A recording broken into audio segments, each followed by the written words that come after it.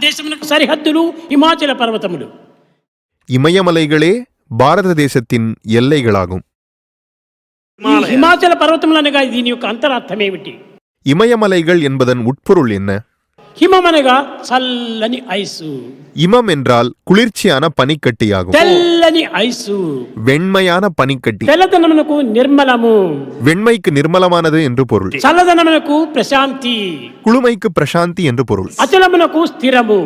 அச்சலம் என்றால் ஸ்திரமானது. నిర్మల నిశ్చల ప్రశాంతమైనటువంటి యొక్క హిమాచలములే ఇండియా దేశమునకు సరిహద్దులు. நிர்மலமான நிశ్చலமான பிரசாந்தமான இமயமலைகளே பாரத தேசத்தின் எல்லைகளாகும். భారతదేశంలో గంగా యమున సరస్వతి ఈ మూడు కూడాను మానవుని యందు ప్రసరించేటువంటి యొక్క రక్త ప్రసరములే.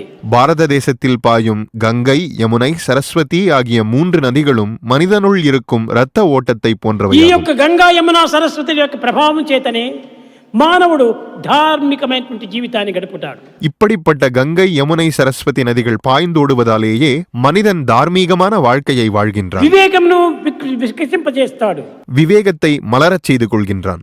ఇంకా రామాయణ మహాభారత గీత, இனி ராமாயணம், மகாபாரதம், பகவத்கீதை.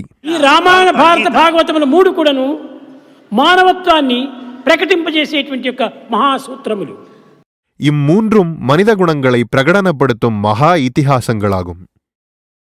ఇట్టి పవిత్రమైన శక్తులు కలిగినటువంటి భారతీయుడు కేవలం భారతీయుడు అనిపించుకోవటం మాత్రమే కాకుండా ఆచరణయందు దీన్ని సాధించి నిరూపించాలి. இப்படிப்பட்ட பவித்திரமான சக்திகள் கொண்ட பாரதியர்கள் வெறுமனே தன்னை பாரதியன் என்று சொல்லிக் கொள்வது மட்டுமல்லாமல் இவற்றை கடைபிடித்து சாதித்து காட்ட வேண்டும்.